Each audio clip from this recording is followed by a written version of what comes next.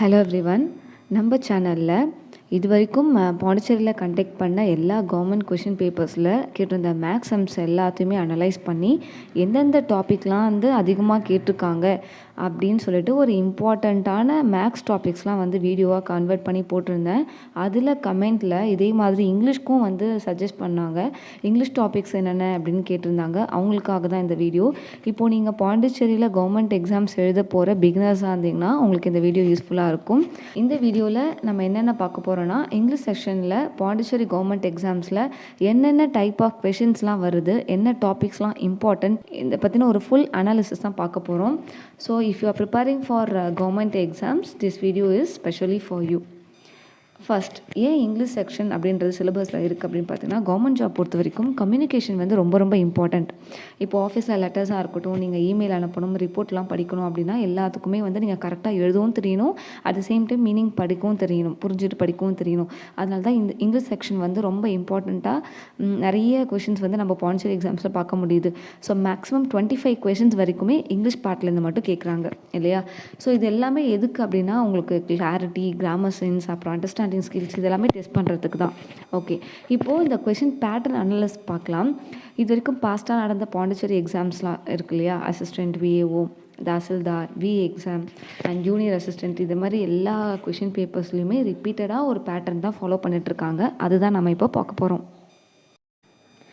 Let's see the important topics. First நான் suggest பண்ணுறது comprehension passage. ஏன்னா 10 கொஷின் இதிலேருந்து மட்டுமே வந்துடுது. 2 பேசேஜாவது கொடுத்துட்றாங்க. இல்லை இன்னும் டஃப் பண்ணணும் அப்படின்னு நினச்சாங்கன்னா மேபி 3 பேசேஜ் கூட கொடுக்கலாம். ஸோ 3 இல்லைனா 2 பேசேஜஸ் கொடுத்துட்டு அதிலேருந்து 5 கொஷின்ஸ் கேட்குறாங்க. சம்டைம்ஸ் 6 கொஷின்ஸ் கூட கேட்டிருக்காங்க. அப்போது 5 மார்க்லேருந்து 10 மார்க் வரைக்குமே உங்களுக்கு ரீடிங் காம்ப்ரஹென்ஷன்லேருந்து வந்துடுது இல்லையா? ஸோ இது ஒரு 10 கொஷின்ஸாக. நெக்ஸ்ட்டு இம்பார்ட்டண்ட்டான topic spotting the error. Okay, error spotting இல்லைனா கரெக்ஷன் அப்படின்னு சொல்லுவாங்க. இதிலிருந்து 5 to 7 கொஷின்ஸ் வந்து இது வரைக்கும் பார்த்தோன்னா வெயிட்டேஜஸ் வந்து பார்த்திங்கன்னா 5 to 7 கொஷின்ஸ் வந்து எரர் ஸ்பாட்டிங்லேருந்து கேட்குறாங்க. அடுத்தது நீங்கள் இம்பார்ட்டண்ட்டாக ஃபோக்கஸ் பண்ண வேண்டிய topic fill in the blanks. இதை நம்ம க்ளோஸ் டெஸ்ட்டுன்னு சொல்லலாம்.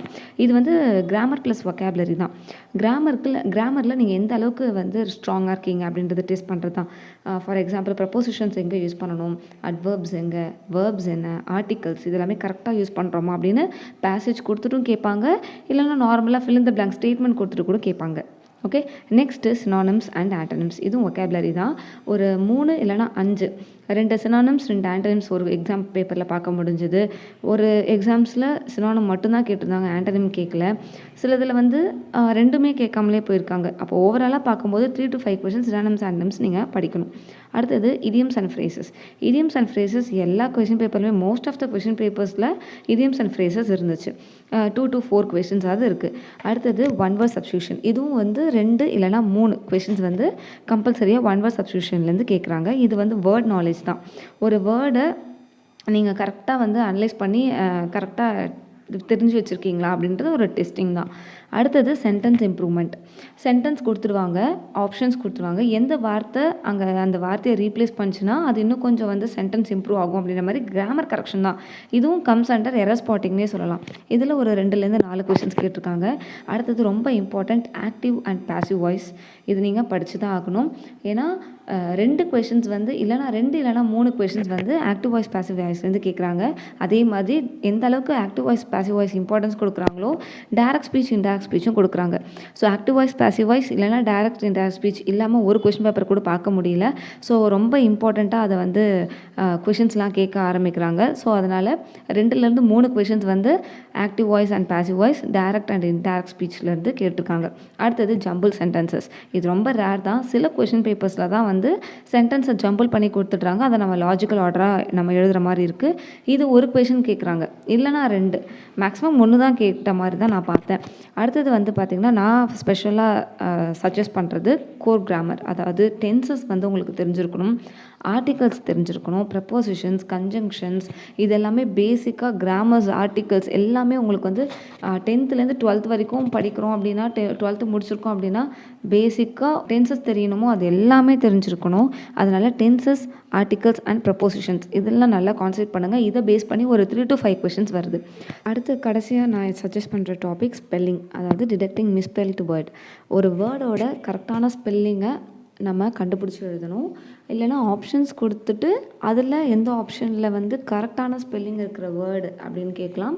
இல்லை எல்லாமே கரெக்டாக கொடுத்துட்டு மிஸ்பெல்ட்டாக இருக்கிற வேர்டு என்ன அப்படின்னும் கேட்கலாம். ஸோ இந்த மாதிரி கொஷின்ஸில் வந்து 1 to 2 கொஷின்ஸ் வந்து கேட்குறாங்க. ஸோ ரஃப்லி 20 to 25 கொஷின்ஸ் வந்து இங்கிலீஷ் செக்ஷன்ஸ்லேருந்து கேட்குறாங்க. ஸோ நீங்கள் கொஞ்சம் ஸ்மார்ட்டாக ப்ரிப்பேர் பண்ணணும் அப்படின்னு நினச்சிங்கன்னா இது ஒரு ஸ்கோரிங் ஏரியானே சொல்லலாம். ஈஸியான ஸ்கோரிங் ஏரியா. இப்போது இதை நீங்கள் எப்படி ப்ரிப்பேர் பண்ணணும் அப்படின்றது என்னோடய சஜஷன். நான் ஒரு 2 minutes சொல்லிடுறேன். ஸோ நீங்கள் டாபிக் வைஸ் தான் நீங்கள் ஸ்டடி பிளான் பண்ணணும். மண்டே அன்றைக்கி நீங்கள் டென்சஸ் படிக்கிறீங்க அப்படின்னா டியூஸ்டே அன்றைக்கி வாய்ஸஸ் படிங்க. வெட்னஸ்டே அன்றைக்கி ஆர்டிகல்ஸ் அண்ட் கன்ஜங்ஷன்ஸ், ப்ரப்போசிஷன்ஸ் இந்த மாதிரி எல்லாமே சின்ன சின்ன டாபிக்ஸ்லாம் படிங்க. ஓகே, டெய்லி ஒரு கிராமர் கான்செப்ட் எடுங்க. அதை எப்படியாவது கிளியர் பண்ணிவிடுங்க. ஓகே, அடுத்தது ஸ்டெப் 2 நான் என்ன சொல்ல வரேன்னா வெக்காபுலரி பில்டிங். அதாவது ஒரு நாளைக்கு மினிமம் 5 சினானிம்ஸ், 5 ஆண்டனிம்ஸ், ஒரு இடியம், ஒரு ஒன் வேர்ட் சப்ஸ்டியூஷன். அது நீங்கள் ஒரு நோட் புக் போட்டு அதை கரெக்டாக நோட் பண்ணிகிட்டே வரணும். இந்த ஒரு சின்ன சின்ன ஸ்மால் எஃபர்ட் தான் நமக்கு at the end of the day நமக்கு ஒரு பிக் ரிசல்ட்டாக வரும். இதுதான் என்னோடய ஸ்டூடெண்ட்ஸ்க்கும் நான் சஜஸ்ட் பண்ணுவேன். அதே தான் நான் உங்களுக்கும் சொல்கிறேன். ஒரு நாளைக்கு ஒரு எக்ஸசைஸ்லேருந்து 2 சம் பாருங்கள். அப்போ தான் ஃபைனலி உங்களுக்கு ஓரளவுக்காவது நிறைய படித்த மாதிரி ஒரு ஒரு ஒரு ஃபீல் இருக்கும். அதனால என் ஸ்டூடெண்ட்ஸ் சஜஸ்ட் பண்ணுறதா உங்களுக்கும் பண்ணுறேன். நீங்கள் ஒரு நாளைக்குமே இந்த மாதிரி 5 synonyms, 5 antonyms, idiom and one word substitution நான் மினிமம் சொல்கிறேன். நீங்கள் வந்து நல்ல சூப்பராக நீங்கள் வந்து ஃபோக்கஸ் பண்ணி படிக்கிறீங்க அப்படின்னா நீங்கள் 10 கூட நீங்கள் எடுத்துக்கலாம். ஓகே, அடுத்தது ரீடிங் ப்ராக்டிஸ் கண்டிப்பாக வேணும். டெய்லி ஏதாவது ஒரு ஷார்ட் பேசேஜ் எடுத்துக்கோங்க, அதை படிங்க. ஒரு 3 கொஷின் நீங்களே ப்ரிப்பேர் பண்ணுங்கள். இல்லையா ஆல்ரெடி அவைலபிளாக இருக்கா நெட்டில், அதை எடுத்து ரீட் பண்ணுங்கள். காம்ப்ரிஹென்ஷன் இம்ப்ரூவ் ஆகும். ஓகேவா? அடுத்தது ப்ரீவியஸ் இயர் கொஷின் பேப்பர்ஸை கண்டிப்பாக நீங்கள் ஒரு கிளான்ஸ் பார்த்து தான் ஆகணும். நம்மளோட பாண்டிச்சேரி அஃபிஷியல் வெப்சைட்லேயே நிறைய கொஷின் பேப்பர்ஸ் எல்லாமே அப்லோட் பண்ணி வச்சுருக்காங்க. நீங்கள் அங்கே போய்ட்டு கூட டவுன்லோட் பண்ணிவிட்டு கூட காம்ப்ரிஹென்ஷன்லாம் நீங்கள் ப்ராக்டிஸ் எடுத்துக்கலாம். ஸோ ஓவராலாக பார்க்கும்போது இந்த 13 டாபிக்ஸ் மட்டும்தான் இம்பார்ட்டண்ட்டாக இருந்துச்சு. இதில் இருந்தால் கொஷின்ஸ் கேட்டிருக்காங்க. இதை தாண்டி நிறைய டாபிக்ஸ் இருக்குது. நான் ஏதாவது டாபிக்ஸ் மிஸ் பண்ணியிருந்தேன்னா மறக்காமல் கமெண்ட் பண்ணுங்கள். தெரியாதவங்களும் தெரிஞ்சுக்கிட்டோம். ஸோ ரிமெம்பர் ஃப்ரெண்ட்ஸ், இங்கிலீஷ் செக்ஷனில் ஈஸியாக ஸ்கோர் பண்ண முடியும் only if you practice daily. நான் போஸ்ட் பண்ணுற ஒரு வீடியோக்கும் நீங்கள் கொடுக்குற ரெஸ்பான்ஸ், கமெண்ட்ஸ், ஃபீட்பேக்ஸ் இது எல்லாமே எனக்கு ரொம்ப மோட்டிவேஷ்னலாக இருந்துச்சு. And I hope this video was very useful to you. Next வீடியோவில் இன்னொரு டாப்பிக்கோடு உங்கள் எல்லோரும் மீட் பண்ணுறேன். தேங்க்யூ ஃபார் வாட்சிங். Take care. பபாய்.